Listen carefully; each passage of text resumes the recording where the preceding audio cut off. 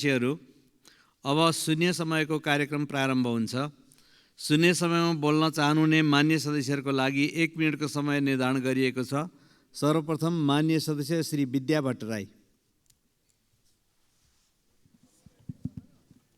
सम्माननीय सभामुख महोदय, गत वैशाखमा परीक्षा लिएको जनसङ्ख्या र फाउन्डेसन अफ एजुकेसनको परीक्षा दिएका विद्यार्थीहरू नतिजा पर्खिरहेका थिए, तर उनीहरूले नतिजा होइन उत्तर पुस्तिका हराएको र पुनः परीक्षा दिनुपर्ने निर्देशन सहितको सूचना त्रिभुवन विश्वविद्यालयले प्रकाशित गरेको छ। 183 परीक्षार्थीहरूको उत्तर पुस्तिका हराएको भन्ने समाचारले विद्यार्थीको भविष्यमाथि खेलवाड भएको छ। यस प्रकारको चरम लापरवाही गर्ने जिम्मेवार व्यक्तिहरूलाई तुरुन्त कारबाहीको समेत माग गर्दछु। वार्षिक प्रणाली अन्तर्गतका 4 वर्ष पढाइ हुने विषयहरूको 4 वर्षभित्रमा परीक्षा सहित नतिजा समेत प्रकाशित गर्ने नियम त्रिभुवन विश्वविद्यालयले बनाएको भए पनि यसलाई कार्यान्वयन गर्ने सवालमा त्रिभुवन विश्वविद्यालय जिम्मेवार बन्न सकेको छैन। क्षेत्रीय परीक्षा नियन्त्रण कार्यालयलाई व्यवस्थित बनाई क्लस्टरिङ बेसिसमा कपी जाँच गर्ने प्रणाली विकास गरी समयमा नतिजा प्रकाशित गर्ने प्रणाली विकास गर्न टियुको पुनर्संरचना गर्न सभामुखज्यू मार्फत सरकारको ध्यानाकर्षण गर्दछु। धन्यवाद। मान्य सदस्य श्री बिजुला रायमाझी। सम्माननीय सभामुख महोदय, लुम्बिनी प्रदेशको पहाडी जिल्ला अर्घाखाँची ऐतिहासिक, धार्मिक, सांस्कृतिक, पर्यटकीय र कृषिमा प्रचुर सम्भावना भएको जिल्ला हो, पहाडी जिल्ला हो। यहाँको सम्भाव्यता अध्ययन र योजना निर्माणको आवश्यकता महसुस गरिएको छ। आजको यो शून्य समयमा सबै क्षेत्र समेट्न नसकिने हुनाले सन्धिखर्क नगरपालिका र सिद्धगङ्गा नगरपालिकाको बिचमा पर्ने सुपा देउराली मन्दिर को समस्या उठान गर्ने अनुमति चाहन्छु। यस मन्दिरमा देश विदेशबाट पाल्नुहुने भक्तजनहरूको पार्किङको समस्या र लाइन बस्ने समस्या टड्कारो देखिएको छ। स्थानीय स्रोतले नभ्याउने र यो मन्दिरको भेटीबाट दुवैतिरका नगरपालिकाका केही विद्यालय सञ्चालन भइरहेको हुनाले पार्किङ स्थल निर्माणको निम्ति योजना छनौट गरी समावेश गरिदिनु हुनको निम्ति विनम्रतापूर्वक अनुरोध गर्दछु। साथै आर्थिक वर्ष 2080-81ले यो समस्या देख्न र सुन्न सकेन।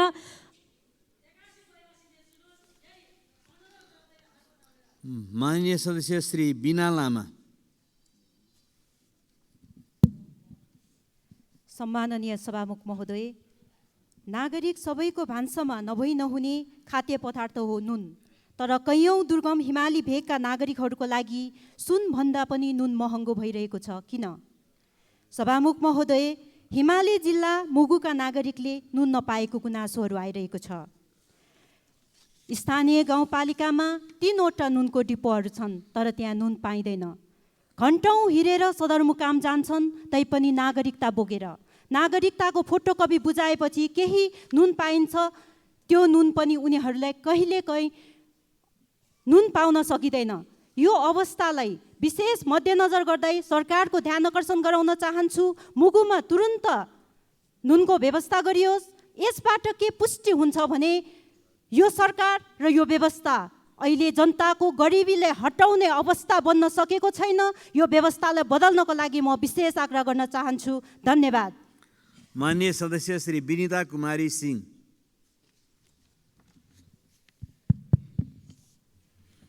सम्मानीय सभामुख महोदय, सिराहाको औरी गाउँपालिका मेरो आफ्नै गाउँ इटाटार वार्ड नम्बर 4 बस्ने रसुल खान र प्रवीण खातुनको घरमा शुक्रबार राति करिब 12 बजेतिर आगलागीको कारण लाखौँको क्षति भएकोले पीडित परिवारको लागि राहत तथा क्षतिपूर्ति व्यवस्थाको लागि अनुरोध गर्दछु। विशेष गरी तराई मधेसमा अत्याधिक गर्मी र हावाहुरीको कारण आगलागी भएर प्रत्येक वर्ष ठुलो धनजनको क्षति हुने गर्दछन्।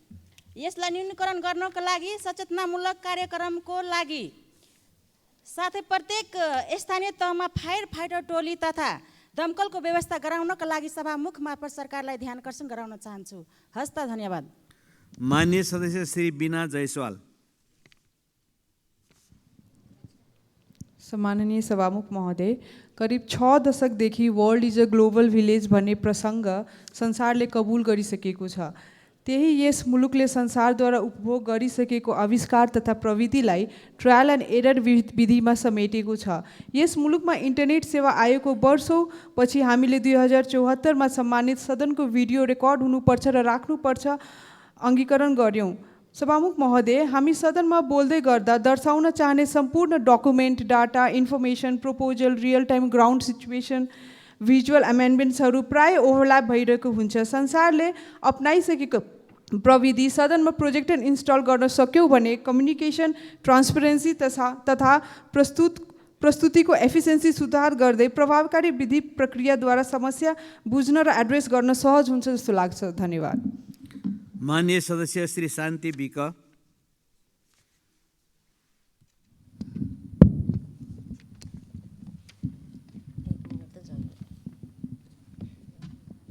सभामुख महोदय, हजार जनता मूर्ख भए पनि देशलाई खास असर गर्दैन, तर एक नेता मूर्ख भए देश डुबाउँछ। अब्राहम लिङ्कनको यो भनाइ वर्तमान अवस्थामा नेपालको नेतृत्वको चरित्रसँग मेल खाएको छ। हुन नपर्ने जति र कानुनले तोकेको सबै अपराध नियन्त्रण गर्छु भन्नेहरू नै अपराधमा संलग्न हुँदा ती नेताहरूबाट जनताको जनजीवनसँग सम्बन्धित मुद्दा र सवालका विषयहरू नेताहरूको सत्ता स्वार्थले सबै ओझेल पारेको छ। सभामुख महोदय, नेपालले शक्तिशाली माछा उत्पादन गरेको रहेछ। किलोका किलो सुन, गिरिबन्धु टी स्टेट, ललिता निवास, एती ओम्नी लगायत सहकारीमा ज्याला मजदुरी गरेर बचत गरेको रकम पनि माछाले निल्न छोडेन। अहिले बजारमा चर्चा चलाइँदैछ, काङ्ग्रेसले प्रधानमन्त्री अफर गर्यो रे। कसरी गर्यो? केन्द्रीय समितिले पारित गरेर, पदाधिकारी दलले आधिकारिक निर्णय गरेर। मलाई पनि गृह मन्त्रालय कमान्ड गर्न सक्ने क्षमता भएको दलित समुदायबाट देशमा इतिहास बन्छ। माननीय सदस्य श्री शिव नेपाली। सम्माननीय सभामुख महोदय, हामीले संविधानमा सबै किसिमका हक अधिकार लेख्यौँ, तर एउटा लासले न्याय पाएर आफ्नो रीतिअनुसार दाह संस्कार गर्ने हक लेख्न बिर्सिएछौँ। सभामुख महोदय, काभ्रेका अजित मिजार उपल्लो जातसँग प्रेम विवाह गरेको कारण मारिएको भनेर छोरालाई न्याय नदिलाएसम्म अन्त्येष्टि नगर्ने भन्दै पर्खिरहेका छन्। आमा बुबाहरू 7 वर्षदेखि न्यायालय धाइरहेका छन्, पर्खिरहेका छन्। उनीमाथि अन्याय भएको हो भने, अन्याय भयो भनेर राज्यले क्षतिपूर्तिसहित न्याय दिनु पर्यो। अन्याय भएको होइन भने, आरोप हो भने त्यसको पुष्टि गरेर राज्यले चित्त बुझाइदिएर अभिभावकत्व लिनु पर्यो। शिक्षण अस्पतालको चिसो बाकसमा छोराको लास राखेर न्यायको पर्खाइमा रात दिन रोइबस्नेको पीडा राज्यले आज पर्यन्त नबुझ्नु शासकीय असक्षमता हो। नेपाल सरकारका गृहमन्त्रीज्यूले अब यो विषय टुङ्गोमा पुर्याउनु हुनेछ भन्ने विश्वास छ र पुर्याउनु हुनेछ। अजित मिजारको परिवारलाई न्यायसहित उनको परिवारले अन्त्येष्टि गर्ने वातावरण छिट्टो निर्माण होस्। धन्यवाद। नेपालको जय होस्। माननीय सदस्य श्री शिशिर खनाल।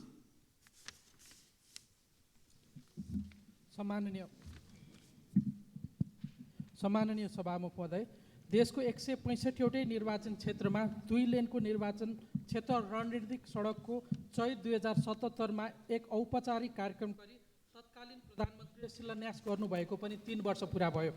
मुलुकभरका सबै निर्वाचन क्षेत्रमा 2200 किलोमिटर सडक सम्पन्न गर्ने महत्त्वाकांक्षी योजना देशैभरि अगाडि बढ्यो। सबै निर्वाचन क्षेत्रका सडकहरू निर्माणको चरणमा छन्, तर राजधानीको मुटु सहितको मेरो निर्वाचन क्षेत्र काठमाडौँ क्षेत्र नम्बर 6 अन्तर्गतको रणनीतिक सडक अझै पनि ठेक्का प्रक्रियामा अगाडि जान सकेको छैन।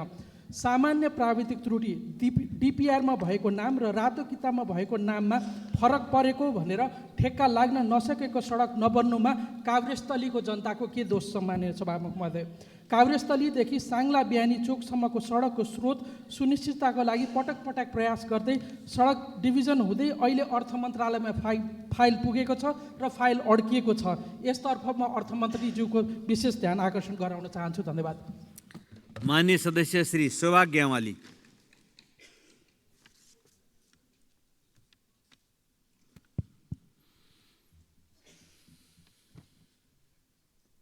सम्मानीय सभामुख महोदय, दिन प्रतिदिन सडक दुर्घटना बढिरहेको छ। सडक दुर्घटनाबाट धेरै मानिसहरूको ज्यान गइरहेको खबर सुन्न परिरहेको छ। पूर्व पश्चिम राजमार्ग र अन्य सहायक मार्ग ठाउँ ठाउँमा भत्किन गई ठुल्ठुला खाडलहरू बनेका छन्। सम्बन्धित पक्षले सामान्य खाडलहरू पुरेर सम्झाउने कामसम्म गरेको देखिएको छैन। गाडी चालकहरूले आफ्नो दक्षताले लाइसेन्स लिने भन्दा पनि लाइसेन्स खरिद गर्ने गरेको पाइन्छ। पाका र अनुभवी ड्राइभरहरूको कमीले पनि सडक दुर्घटना बढेको छ। सडक दुर्घटनालाई कम गर्नका निम्ति गहिरो अध्ययन र अनुसन्धान गरी सम्बन्धित मन्त्रालय र सम्बन्धित निकायले संवेदनशील भएर यी समस्या समाधान गर्नका लागि पहल गर्न म सम्माननीय सभामुख महोदय मार्फत सम्बन्धित पक्षको ध्यान आकर्षण गर्न चाहन्छु। हस्त धन्यवाद। माननीय सदस्य श्री सन्तोष चालिसे। सम्माननीय सभामुख महोदय, काठमाडौँको 1979देखि विश्व सम्पदा सूचीमा रहेको बौद्धनाथ क्षेत्र, अहिले त्यो क्षेत्रमा सडक सानो रहँदा व्यापक रूपमा चाहिँ आउने पर्यटकहरू यसै वर्ष मात्रै कमसेकम 4 लाख विश्वका पर्यटकहरूले बौद्धमा आएर विश्वबाट एउटा पर्यटकको एउटा ठुलो हिस्साले चाहिँ नि बौद्धमा भाग लिने गरेको कुरा छ।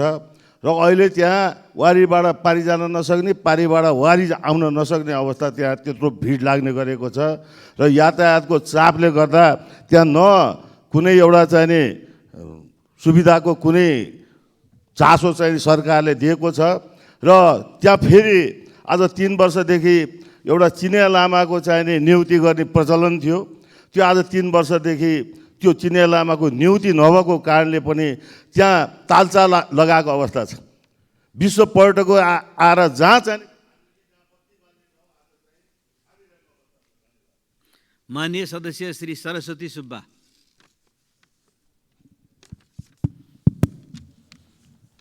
सम्मान्य सभामुख महोदय, नेपालको संविधान 2072 को धारा 40 मा भूमिहीन दलितलाई कानुन बमोजिम एकपटक जमिन र आवासको व्यवस्था गर्ने उल्लेख छ। संविधानको मौलिक हकमा उल्लेखित गरिएका 14 वटा व्यवस्था कार्यान्वयन गर्न दलित भूमिहीनको अधिकार सम्बोधन गर्नु आवश्यक छ।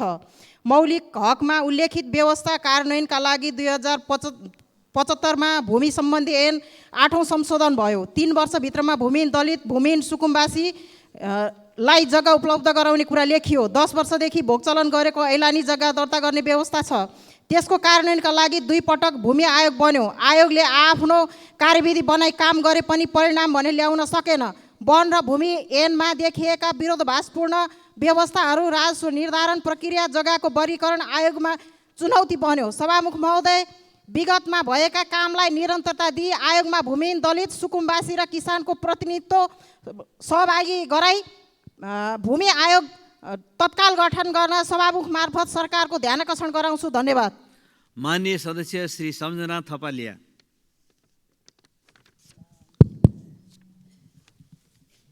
सम्मान्य सभामुख महोदय, सरकारले किसानहरूलाई दिने कृषि ऋणमा ब्याजको आधा रकम अनुदान दिने कार्यक्रम लागू गर्यो। किसानले खेती गर्दा लागत खर्च पनि नउठेर पुँजीको अभावमा जग्गा बिक्री गर्ने बाध्यता छ। ठुलो राहत मिलेको थियो। सरकारले कृषि ऋण आधा ब्याज अनुदान दिने कार्यक्रमले धेरै किसानहरू हौसिएका थिए। बैङ्कहरू ऋण लिएर कृषि इलममा पुनः फर्किएका थिए। विगत 6 महिनादेखि किसानहरूले सरकारको निर्देशनमा बैङ्कहरूले उक्त आधा अनुदान रकम दिन बन्द गरेको छ। आधा ब्याज अनुदान दिन्छु भनेर ऋण लिन आकर्षित गर्ने, तर पछि अनेक बहानामा अनुदान रोक्ने सरकारको यो शैली चारो छर्ने, डोकोले चरी छोप्ने जस्तै भयो। सुविधाको ऋण लिने किसान मारमात भएका छन्। सरकारको यो ठगी धन्दा किसान मारा नीति तुरुन्त सच्याउनु पर्छ। तोकिएको शर्त अनुसार ब्याजमा आधा अनुदान शर्त अनुसार तुरुन्त दिनुपर्छ। सभामुख मार्फत म अर्थमन्त्री। माननीय सदस्य श्री सराज अहमद फारूकी।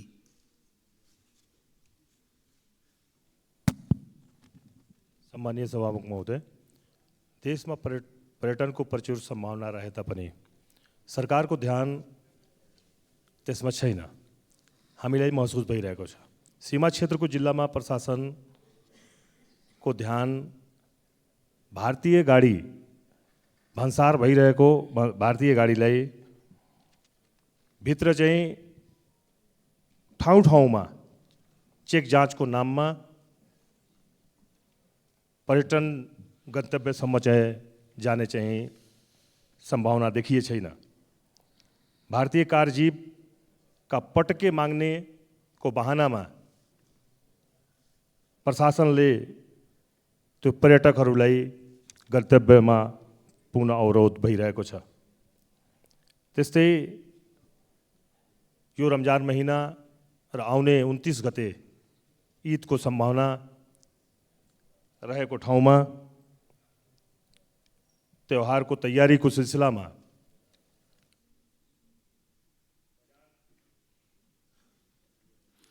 मान्य सदस्य श्री सरिता भुसाल। सभामुख महोदय, म आज सम्मानित सदनको ध्यान नवलपरासी जिल्लाको बर्दघाट नगरपालिका वडा नम्बर 5 र 16 जोड्ने खजुरा खोलाको पुल निर्माणतर्फ लैजाँदैछु। यद्यपि यो कुरा मैले पहिलोपटक संसदमा बोल्ने क्रममा उठान गरेकी थिएँ, तर समस्या अझै समाधान हुन सकेन। 2077 सालमा करिब 10 करोडको लागतमा पुल निर्माण सम्झौता भए पनि हालसम्म 10% मात्र काम सम्पन्न भएको छ। तर सम्पन्न कामको पाउनुपर्ने 1 करोड 10 लाख रकममध्ये जम्मा 16 लाख मात्र भुक्तानी भएकोले निर्माण व्यवसायीले काम अगाडि बढाउन नसक्ने जानकारी दिँदै बन्द गरेका छन्। बहुवर्षीय योजनाका रूपमा रहेको यो पुलको निर्माण कार्य रोकिँदा बर्दघाट लगायत पर्तापुर र सुस्ता पालिकाका नागरिकले ज्यादै शास्ति भोग्नु परेको छ। धार्मिक, पौराणिक र पर्यटकीय स्थल त्रिवेणीलाई जोड्ने प्रमुख मार्गका रूपमा रहेको यो पुल समयमै निर्माण नहुँदा तीर्थयात्रीका साथै स्कुल कलेजका विद्यार्थीहरूलाई आवाजावतमा निकै समस्या परेको छ।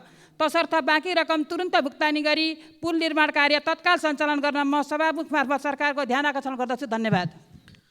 मान्य सदस्य श्री स्वर्णिम वाग्ले। सम्मान्य सभामुख महोदय, आफ्नो निर्वाचन क्षेत्र तनहुँ लगायत देशैभर जाँदा पूर्ण अशक्त एवं अति अशक्त अपाङ्गता भएका व्यक्तिहरूको मानवीय आवश्यकताबारे बारम्बार ध्यानाकर्षण हुने गरेको छ। अपाङ्गता भएका व्यक्तिको अधिकार सम्बन्धी नियमावली 2077 को परिच्छेद 3 को नियम 9 मा यस श्रेणीका व्यक्तिलाई सरकारले सामुदायिक सहायता सेवा निःशुल्क उपलब्ध गराउने, जस अन्तर्गत व्यक्तिगत सहयोगी सेवा र दैनिक हेरचाह तथा स्याहार सेवा स्थानीय तह मार्फत उपलब्ध गराउने उल्लेख छ। सरकारले भत्ता उपलब्ध गराउँदै आएको भए पनि दैनिक क्रियाकलाप सम्पादन गर्न निरन्तर अरूको सहयोग लिन पर्नेहरूको पीडाको सम्बोधन गर्नमा कहीँ न कहीँ ग्याप देखिएको छ। कानुनमै सुनिश्चित गरिएका अधिकारको उपयोग गर्न धर्ना नै बस्नुपर्ने परिस्थिति सिर्जना भएकोले आवश्यक वित्तीय र व्यवस्थापकीय प्रबन्धतिर सरकारको पहल होस् भन्ने आग्रह गर्न चाहन्छु। धन्यवाद। मान्य सदस्य श्री सीता कुमारी राणा।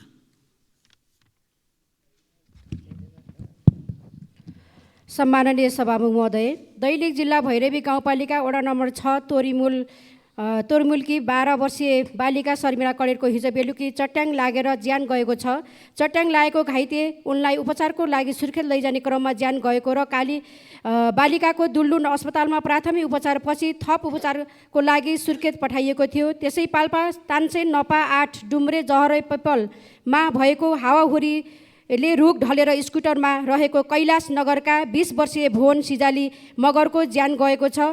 मृतक बालिका शर्मिला कडेर र मृतक भुवन सिजालीको दुवैप्रति आत्माको चिर शान्तिको कामना र पीडित परिवारजनमा समवेदनाको साथै परिवारलाई तत्काल उचित क्षतिपूर्ति दिनको लागि नेपाल सरकारसँग माग गर्दछु। हिजो चितवनको इच्छा कामना गाउँपालिका 5 सिमलधारा नजिक ट्याक्सी त्रिशुली नदीमा खस्दा एकै परिवारका 5 जनाको मृत्यु भएको दुःखद घडीमा सम्पूर्ण मृतकप्रति हार्दिक श्रद्धाञ्जली। बेपत्ता भएकाको तत्काल खोजी गर्न।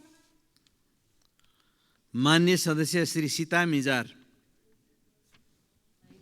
सम्मान्य सभामुख महोदय, यो नयाँ गठबन्धन बनेसँगै अगाडिको गठबन्धन सरकारले सुरु गरेका राम्रा कामहरू अझ तीव्रता पाउँछ कि भन्ने आशा अपेक्षा गरिएको थियो, तर त्यस्तो आशा गरे अनुसारको शुभ सङ्केत देखिएको छैन। गृहमन्त्रीज्यूले सहकारीबाट ठगिएका 35,000 भन्दा बढी पीडितलाई न्याय दिलाउने आश्वासन ललिपप खुवाएर घर पठाउनु भयो, तर तिनलाई न्याय दिलाउने कुरामा यो सरकारले सिन्को पनि भाँच्न सकेको छैन। सरकारी ठगी प्रकरणमा रहेका जीवी राई तत्काल पक्राउने आश्वासन दिनुभएको थियो गृहमन्त्रीज्यूले, खै कहिले पक्रेर कारबाही दायरामा ल्याउनुहुन्छ? जीवी राई कहाँ छन्? गृहमन्त्रीमाथि लागेको आरोप सम्बन्धमा के सरकारी निकायले दिएको स्पष्टीकरणको भरमा उहाँले आरोपबाट उन्मुक्ति पाउने हो? छानबिनको दायरामा आउनु पर्दैन? सम्मानीय सभामुख महोदय मार्फत सरकारको स्पष्ट धारणा माग गर्दछु। धन्यवाद। जय नेपाल। माननीय सदस्य श्री सुनिता बराल।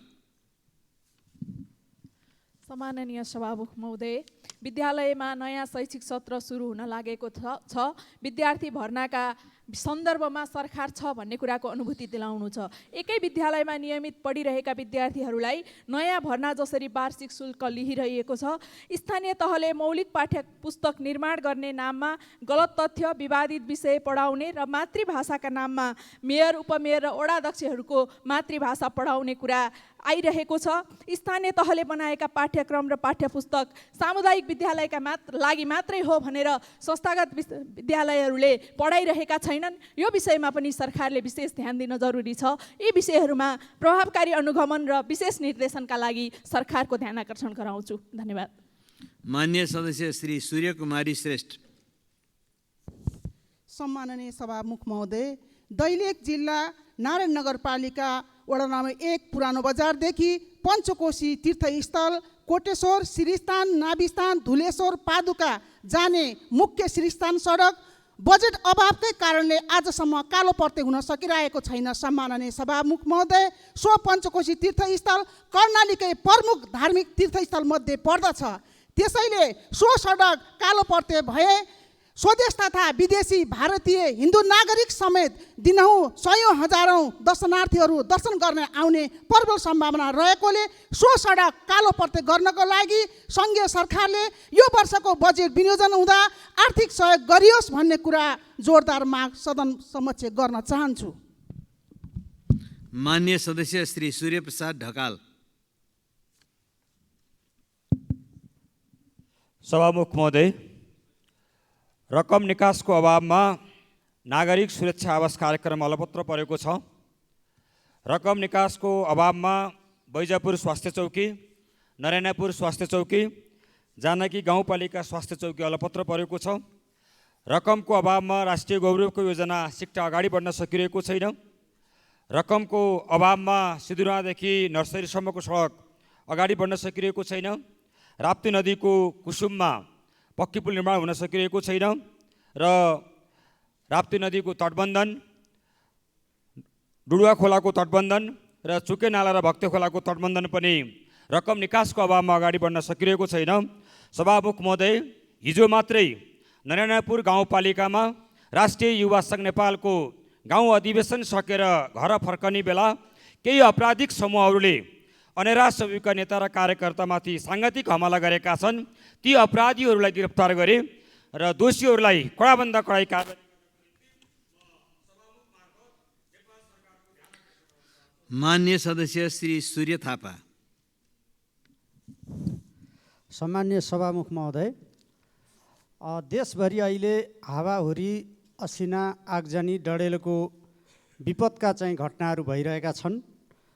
तर सरकारले के तयारी गरिरहेको छ, पूर्व तयारी के छ, नागरिकलाई आश्वस्त पार्ने कुनै काम हुन सकेका छैनन्। हिजो मात्रै प्युठान नगरपालिका, झिमरुक गाउँपालिका, नौबैनी गाउँपालिका र ऐरावती गाउँपालिका र सरुमारानी गाउँपालिकामा 5 दर्जनभन्दा बढी घर, गोठ लगायतका संरचनामा क्षति पुगेको छ। आगजनीबाट पनि झिमरुक गाउँपालिका 1 फुर्दारा लगायत विभिन्न स्थानमा क्षति भइरहेको छ। असिनाले गहुँ र जौँ बाली तथा फलफुल खेतीमा क्षति पुर्याएको छ। म सरकारलाई पूर्व तयारी गर्न, क्षति पुगेका पीडितहरूलाई सघाउन र बसोबासको प्रबन्ध मिलाउन जोरदार माग गर्न चाहन्छु। धन्यवाद। माननीय सदस्य श्री सूर्यमान तामाङ दोङ।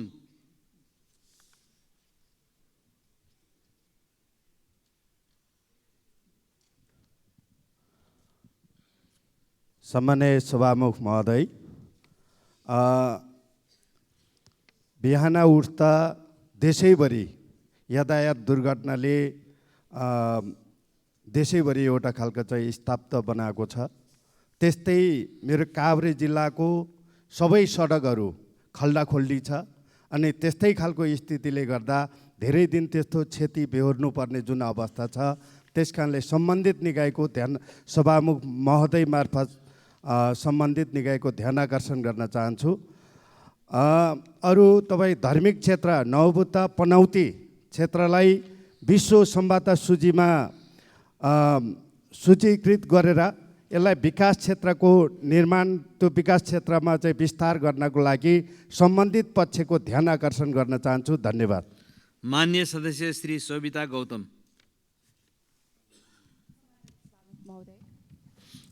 सम्माननीय सभामुख महोदय, महिला र पुरुष आधा आकाश आधा धरती बराबरी हैसियतका रहेका छौँ, यो यथार्थ पनि हो। नेपालको संविधानमा पनि लैङ्गिक समानता र समतामूलक न्याय सुनिश्चित गर्न महिलाको हक, समानताको हक जस्ता मौलिक अधिकारको उल्लेख गरिएको छ। नेपालको संविधानको धारा 18 को 5 मा पैतृक सम्पत्तिमा लैङ्गिक भेदभाव बिना सबै सन्तानको हक समान हुनुपर्छ भन्ने कुरा उल्लेख गरिएको छ। त्यस्तै संविधानको धारा 38(1) मा पनि प्रत्येक महिलालाई लैङ्गिक भेदभाव बिना वंशीय हक हुनेछ भन्ने कुरा व्यवस्था गरिएको छ। त्यस्तै संविधानलाई टेकेर मुलुकी देवानी संहिता 2074 को दफा 205 मा पनि छोरा र छोरीलाई समान अंशियार मानिएको र दफा 206 मा सबै अंशियार अंशको समान हकदार हुने विषय स्पष्ट पारिएको छ। यी संवैधानिक र कानुनी व्यवस्थाको बावजुद पनि पैतृक सम्पत्तिको स्वामित्वमा महिलाहरूले अझै पनि अन्याय सामना गरिरहनु परिरहेको छ। यो कानुनी मुद्दा मात्रै होइन सभामुख महोदय, मौलिक अधिकार र समानताको मुद्दा पनि हो र आज पनि महिलाहरू दाइजोको नाममा प्रताडित हुनु परेको विषय हामीलाई जगजाहेर नै छ। आफ्ना छोरीहरूलाई कानुन बमोजिम पैतृक सम्पत्ति उपर समान अधिकार कायम गरे। मान्य सदस्य श्री सञ्जय कुमार गौतम। सम्मानीय सभामुख महोदय, मेरो सदरमुकाम बडा जोखिममा छ। बर्खा आउन लागिसक्यो, सदरमुकाम कसरी बचाउने हो थाहा छैन। मन्त्रीज्यूहरूलाई अब गम्भीरतापूर्वक सम्मानीय प्रधानमन्त्रीजीको पनि ध्यान आकर्षण गर्न चाहन्छु र सदरमुकाम बर्दिया जिल्लाको सदरमुकाम गुलेरियालाई अलिकति ध्यान दिएन भने यसपालिको बर्खामा अप्ठ्यारो पर्छ। अब जब्दीको पुल त सबैको कण्ठमै यादै छ, त्यही तल सुतेको त्यत्रो दिनसम्म। त्यसले यसपालि पनि बजेट बन्दैछ, प्राथमिकता पाओस्। सम्मानीय सभामुख महोदय, बर्दिया जिल्लाको सदरमुकामलाई राजमार्गसँग जोड्ने अर्को कुनै विकल्प छैन। धेरैपल्ट भनिसकेँ, सरकार गम्भीर बनोस्। धन्यवाद। मान्य सदस्य श्री हर्कमाया विश्वकर्मा।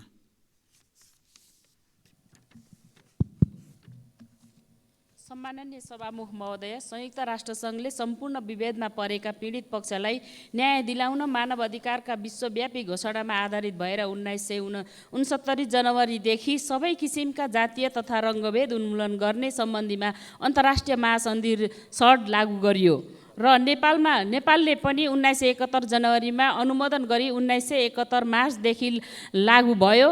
तर महासन्धि SALT को कार्यान्वयनमा भएको प्रगति विवरणसहित आवधिक प्रतिवेदन पक्ष राष्ट्रसङ्घको हैसियतले नेपालले प्रत्येक 2 वर्षमा SALT कमिटीलाई पठाउने र समितिमा छलफल गरी सुझावसहित कार्यान्वयनको लागि सुझाव पठाउने प्रावधान छ। सभामुख महोदय, नेपालले 2004 देखि प्रतिवेदन नपठाएपछि ठुलो दबाव पश्चात 2018 मा प्रतिवेदन पठायो र अहिले यतिका वर्षसम्म SALT कमिटीलाई आवधिक प्रतिवेदन समयमा नपठाउँदा नेपालमा दलितहरूको मानव अधिकार संरक्षणमा भएको कमजोरी, चुनौती, मूल्याङ्कन र नयाँ योजना निर्माण सम्बन्धमा गहन काम हुन नसकेकोले अविलम्बन उक्त कमिटीलाई रिपोर्ट पठाउनलाई।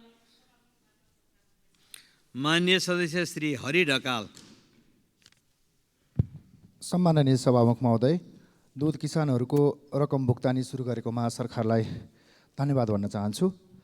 नेपालमा वार्षिक करिब 9000 मेट्रिक टन महको खपत हुँदो रहेछ, जसमध्येमा नेपाली किसानले उत्पादन गरेको मह 1500 मेट्रिक टनले पनि बजार पाएको छैन, जबकि नेपाली किसानहरूले वार्षिक रूपमा 3500 मेट्रिक टन भन्दा पनि बढी उत्पादन गरेका छन्।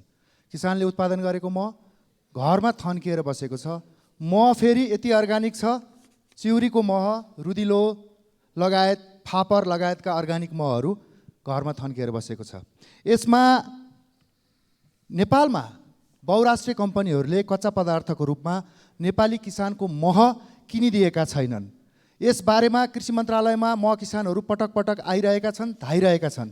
विगतको निरन्तरता नदिनलाई म यसपल्ट नवनियुक्त कृषि मन्त्रीज्यूलाई यो विषयमा गम्भीर ध्यान आकर्षण गराउन चाहन्छु।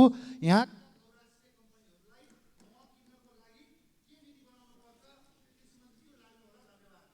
मान्य सदस्य श्री हेमराज राई। सम्माननीय सभामुख महोदयज्यू, नेपालको संविधानको धारा 44ले उपभोक्ता हकको व्यवस्था गरेको छ। यसमा गुणस्तरीय वस्तु र सेवा प्राप्त गर्नु हरेक उपभोक्ताको हक हुने र गुणस्तरहीन वस्तु र सेवाका कारण उपभोक्तामा कुनै पनि किसिमको हानि नोक्सानी भएमा कानुन बमोजिम क्षतिपूर्ति हुने व्यवस्था गरिएको छ। संविधानको यस धाराको कार्यान्वयनको लागि नै होला 2075 सालमा सङ्घीय संसदले उपभोक्ता संरक्षण ऐन पारित गरी कार्यान्वयनमा ल्याइएको छ। तर यस ऐनले व्यवस्था गरेको उपभोक्ता अदालतको गठन नहुँदा आजसम्म पनि उपभोक्ताहरूले गुणस्तरहीन वस्तु र सेवाबाट भोगिरहेका हानि नोक्सानीहरूको क्षतिपूर्तिको लागि उजुरी गर्न पाइरहेका छैनन्। त्यसैले सरकारले उपभोक्ता अदालतको गठन गरी संविधान कार्यान्वयनको सहज अवस्था सिर्जना गरोस् भनी म जोरदार माग गर्दछु। धन्यवाद। माननीय सदस्य श्री ज्ञानु बस्नेत सुवेदी।